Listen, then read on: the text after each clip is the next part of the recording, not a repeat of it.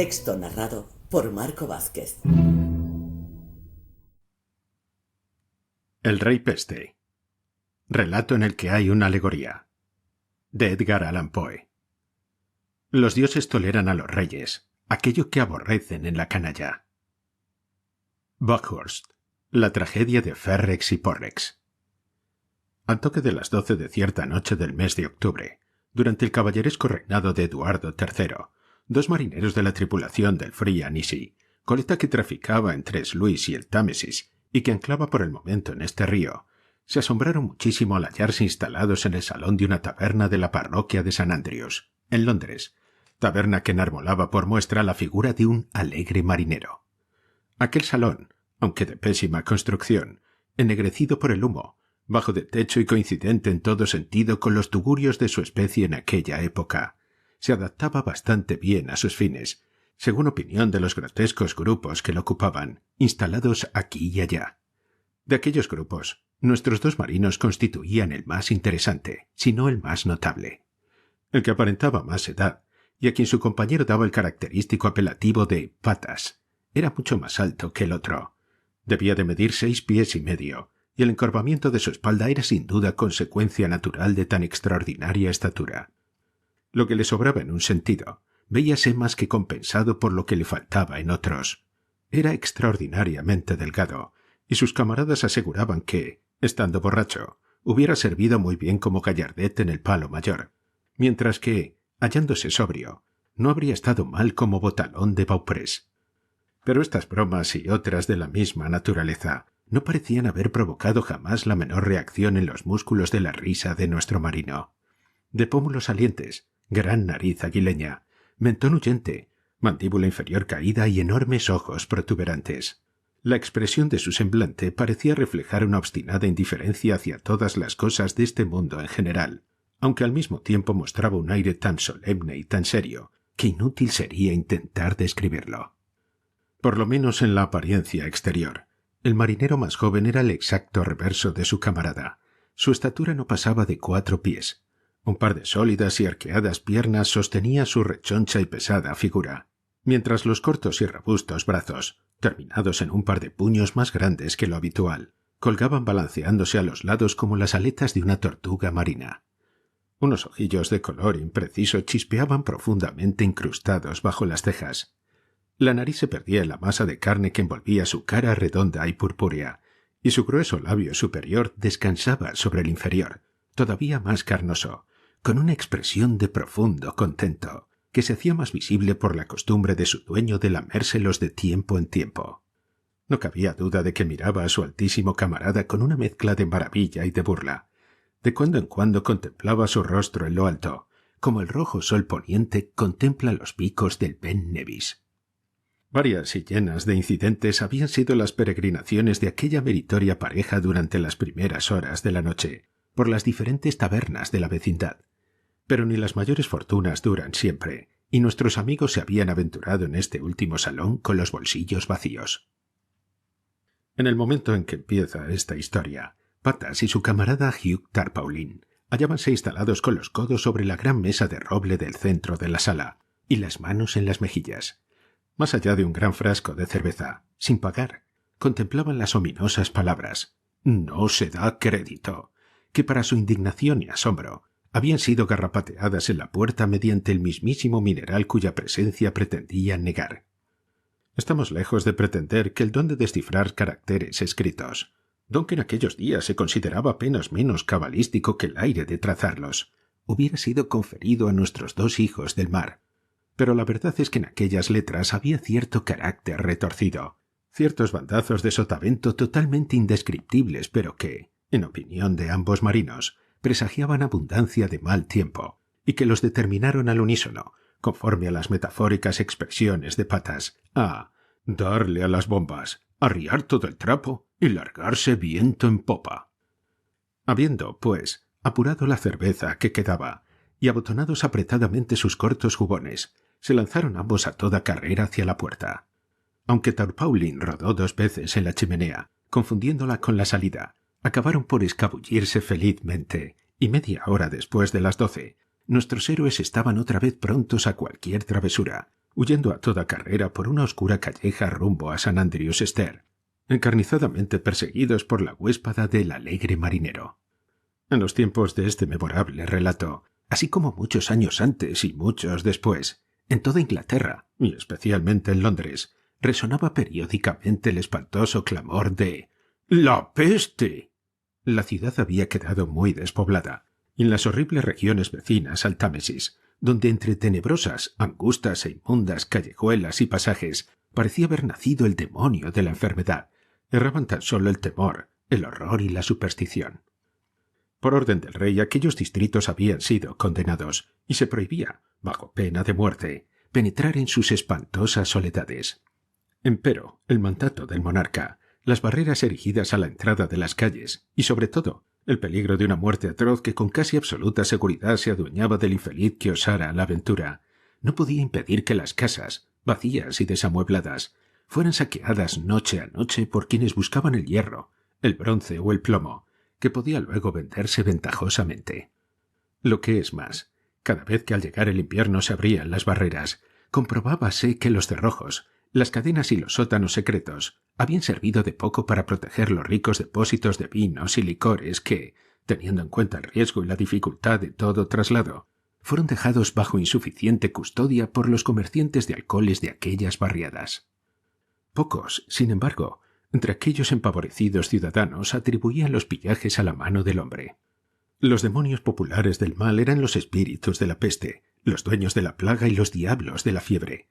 Contábanse historias tan escalofriantes que aquella masa de edificios prohibidos terminó envuelta en el terror como en una mortaja, y hasta los saqueadores solían retroceder aterrados por la atmósfera que sus propias depredaciones habían creado. Así, el circuito estaba entregado por completo a la más lúgubre melancolía, al silencio, a la pestilencia y a la muerte.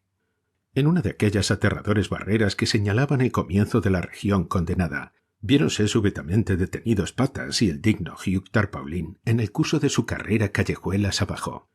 Imposible era retroceder, y tampoco perder un segundo, pues sus perseguidores les pisaban los talones. Pero, para lobos de mar como ellos, trepar por aquellas toscas planchas de madera era cosa de juego. Excitados por la doble razón del ejercicio y del licor, escalaron en un santiamén la valla, y animándose en su carrera de borrachos con gritos y juramentos, no tardaron en perderse en el fétido e intrincado laberinto.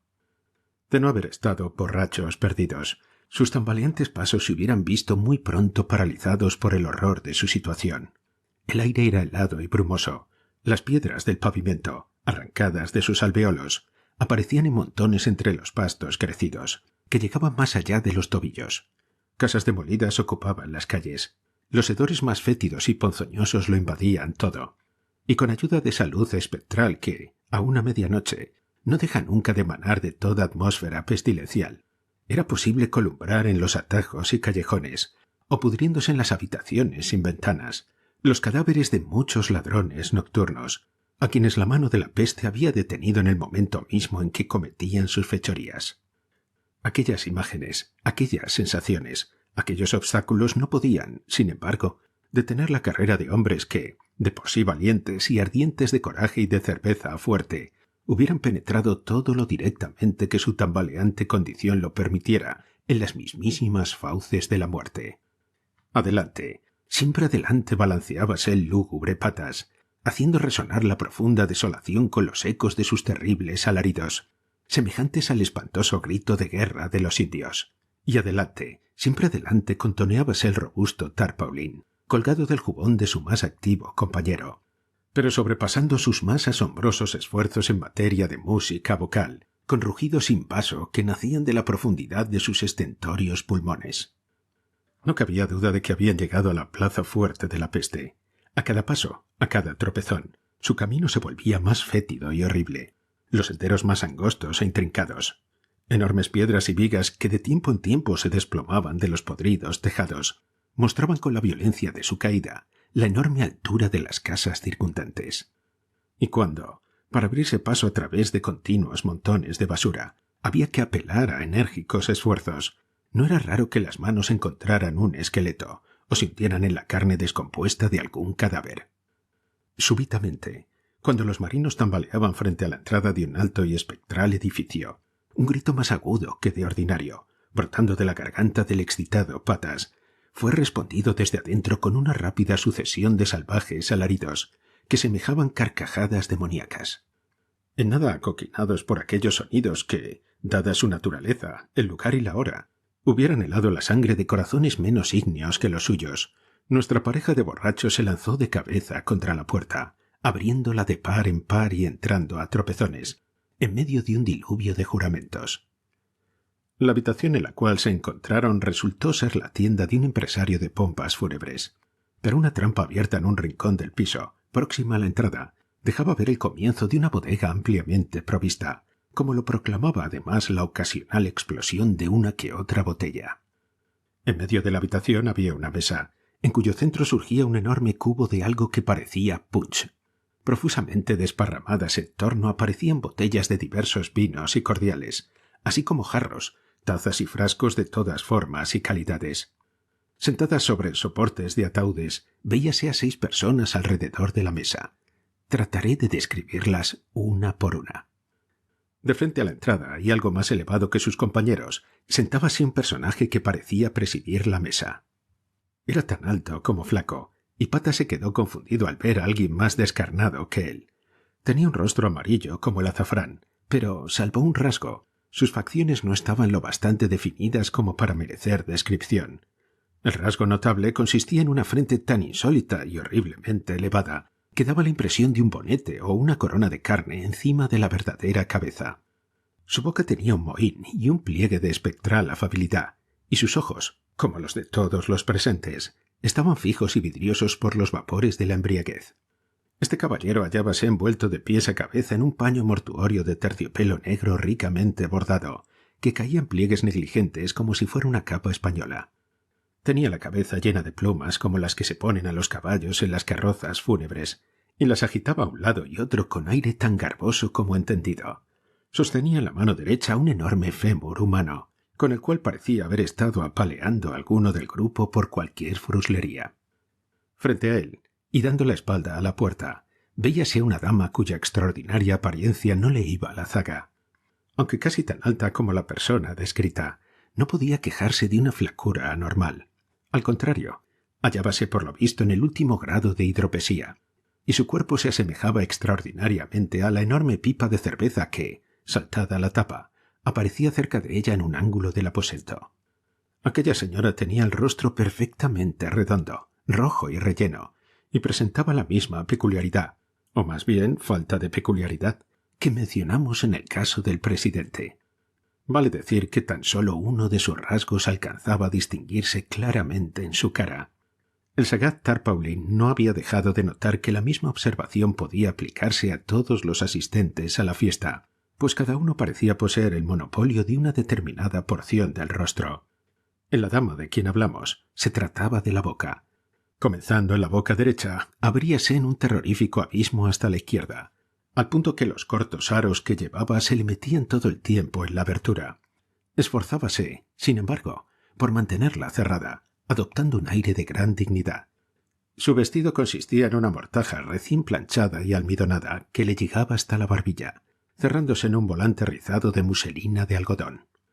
Sentábase a su derecha una jovencita minúscula, a quien la dama parecía proteger.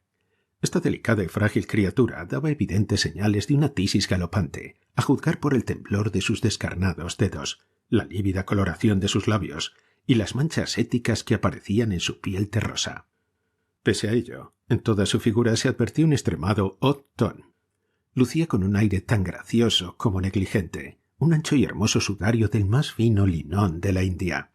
El cabello le colgaba en bucle sobre el cuello, y había en su boca una suave sonrisa juguetona, pero su nariz, extraordinariamente larga, fina, sinuosa, flexible y llena de barrillos, le llegaba hasta más abajo del labio inferior. A pesar del aire delicado con que de cuando en cuando la movía a uno y otro lado con ayuda de la lengua, aquella nariz daba a su fisonomía una apariencia un tanto equívoca. Al otro lado, al lado de la dama hidrópica, veíase a un hombrecillo achacoso, rechoncho, asmático y gotoso, cuyas mejillas descansaban en los hombros de su propietario como 2 enormes odres de vino o porto. cruzado de brazos y con una pierna vendada puesta sobre la mesa. Parecía imaginar que tenía derecho a alguna especial consideración.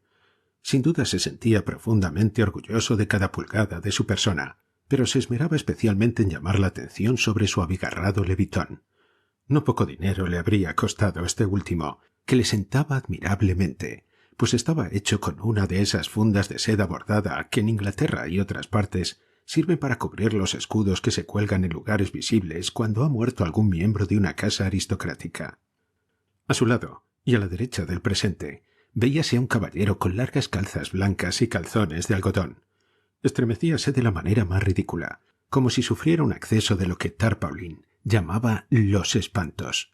Su mentón, recién afeitado, estaba apretadamente sujeto por un vendaje de muselina, y sus brazos, igualmente atados por las muñecas, no le permitían servirse a gusto de los licores de la mesa, precaución que Patas encontró muy acertada en vista del aire embrutecido y avinado de su fisonomía.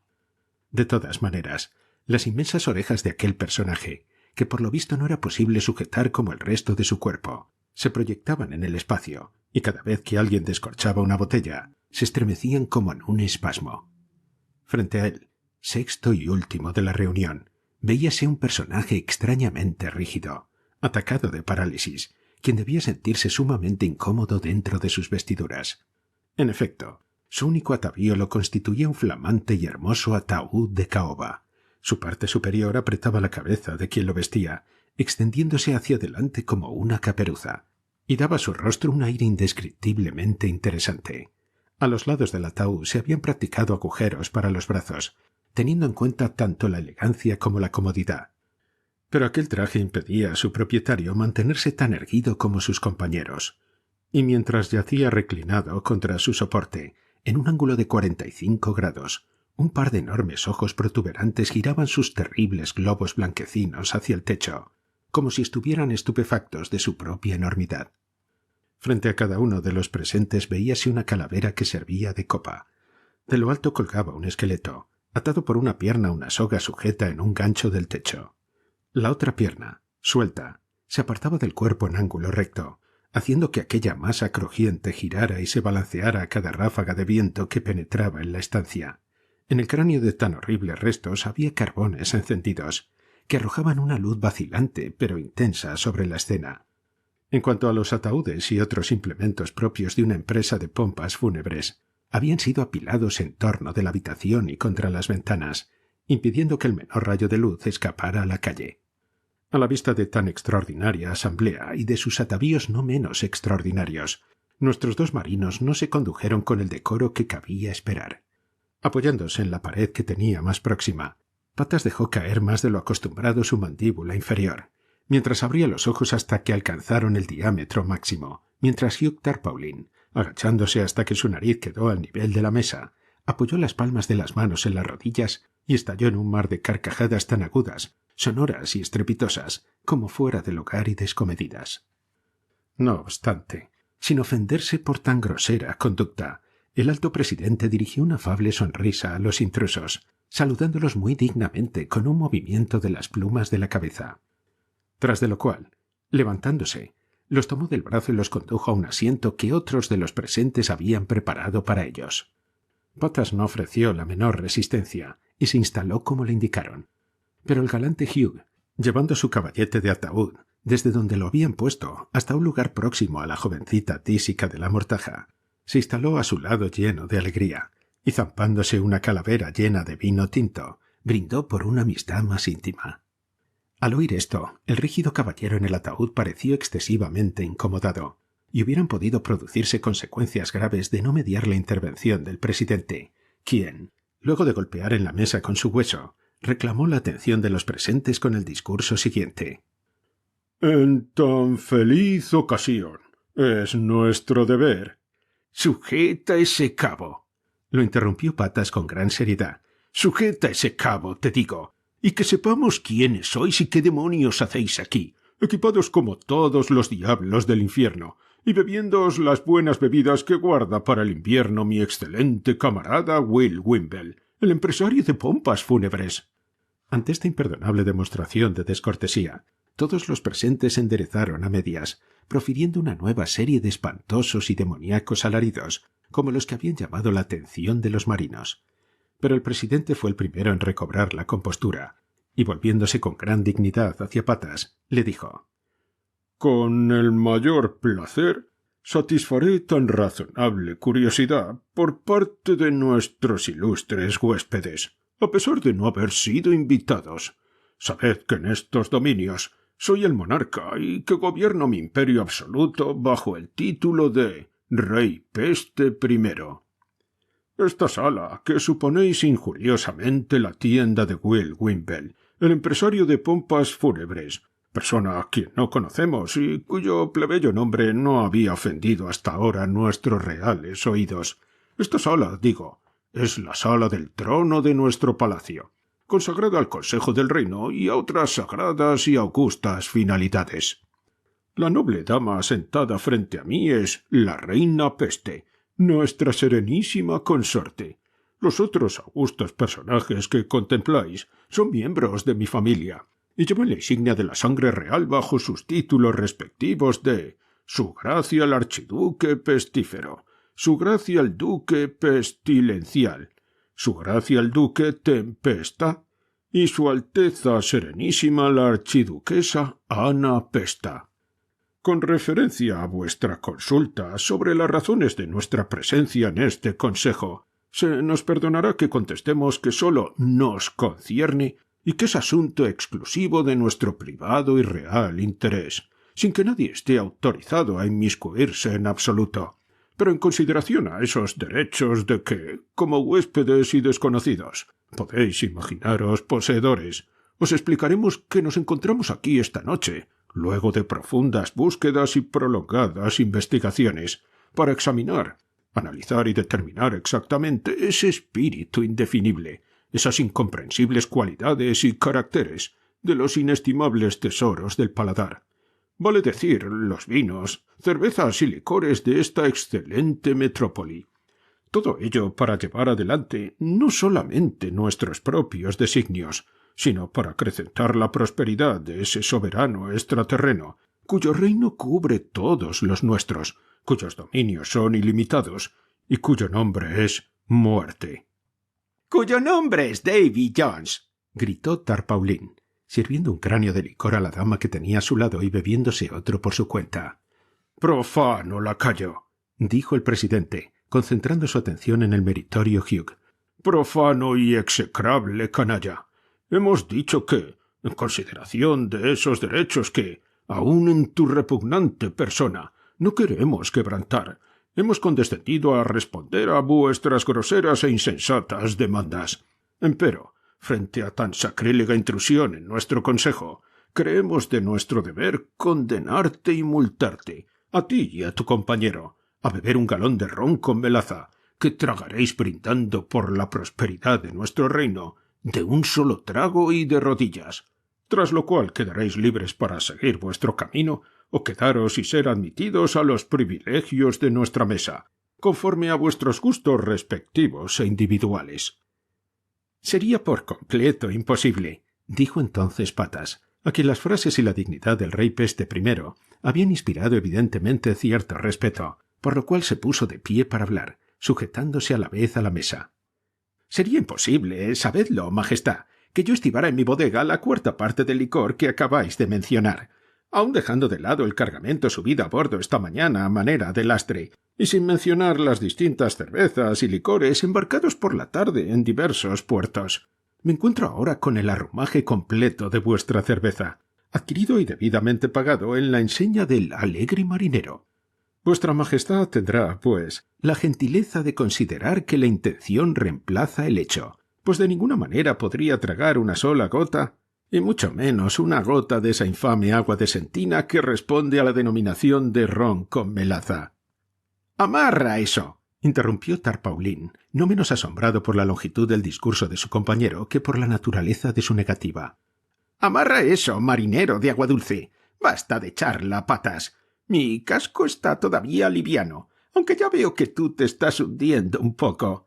En cuanto a tu parte de cargamento, En vez de armar tanto jaleo, me animo a encontrar sitio para él en mi propia cala. Pero... Semejante arreglo, interrumpió el presidente, no está para nada de acuerdo con los términos de la multa o sentencia, que es por naturaleza irrevocable e inapelable.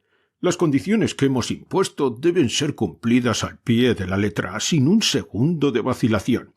Y si así no se hiciere, decretamos que ambos seáis atados juntos por el cuello y los talones y ahogados por rebeldes en aquel casco de cerveza. ¡Magnífica sentencia! Justa y apropiada sentencia. Gloriosa decisión. La más meritoria, adecuada y sacrosanta condena, gritó al unísono la familia Peste.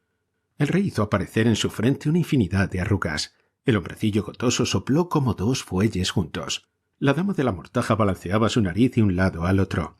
El caballero de los calzones levantó las orejas, y la dama del sudario jadeó como un pez fuera del agua, mientras el del ataúd parecía más rígido que nunca y revolvía los ojos. ¡Ah, ah, ah! Rió Tarpaulín, sin cuidarse de la excitación general. Estaba yo diciendo, cuando Mr. Rey Peste se inmiscuyó en la conversación, que una tontería de 2 o 3 galones más o menos de ron con melaza nada pueden hacerle a un barco tan sólido como yo si no anda demasiado cargado.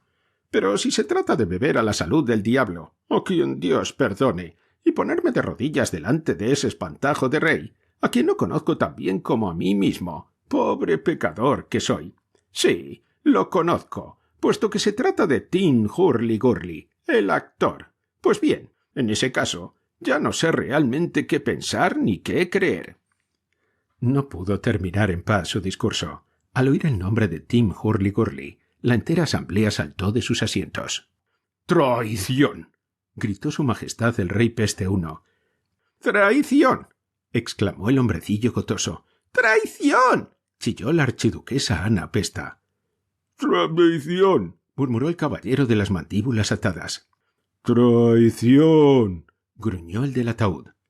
¡Traición! ¡Traición!, aulló su majestad la de la inmensa boca, y sujetando al infortunado Tarpaulin por la parte posterior de sus pantalones en momentos en que se disponía a beber otra calavera de licor, lo alzó en el aire y lo dejó caer sin ceremonia en el gran casco abierto de su amada cerveza. Luego de flotar y hundirse varias veces como una manzana en un jarro de toddy, terminó por desaparecer en un torbellino de espuma que sus movimientos creaban en el ya efervescente brebaje. Patas, empero, no estaba dispuesto a soportar mansamente la derrota de su compañero. Luego de arrojar al rey Peste por la trampa abierta, el valiente marino le dejó caer la tapa sobre la cabeza, mientras lanzaba un juramento, y corrió al centro de la habitación. Aferrando el esqueleto que colgaba sobre la mesa, empezó a agitarlo con tal energía y buena voluntad, que en momentos en que los últimos resplandores se apagaban en la estancia, alcanzó a romper la cabeza del hombrecillo gotoso. Lanzándose luego con todas sus fuerzas contra el fatal casco lleno de cerveza y de Hugh Tarpaulin, lo derribó al suelo en un segundo. Brotó un verdadero diluvio de cerveza, tan terrible, tan impetuoso, tan arrollador, que el cuarto se inundó de pared a pared. La mesa se volcó con toda su carga, los caballetes quedaron patas arriba, el jarro de ponche cayó en la chimenea, y las señoras en grandes ataques de nervios. Montones de artículos mortuorios flotaban aquí y allá, jarros, picheles, damajuanas se confundían en la melé, y las botellas revestidas de paja se entrechocaban desesperadamente con los botellones vacíos. El hombre de los estremecimientos se ahogó allí mismo, el caballero paralítico salió flotando de su ataúd, y el victorioso Patas, tomando por la cintura a la gruesa dama de la mortaja, lanzóse con ella a la calle, corriendo en línea recta hacia el Free and Easy, seguido con viento fresco por el terrible Hugh Tarpaulin, quien, luego de estornudar 3 o 4 veces, jadeaba y resoplaba tras él, llevándose consigo a la archiduquesa Ana Pesta.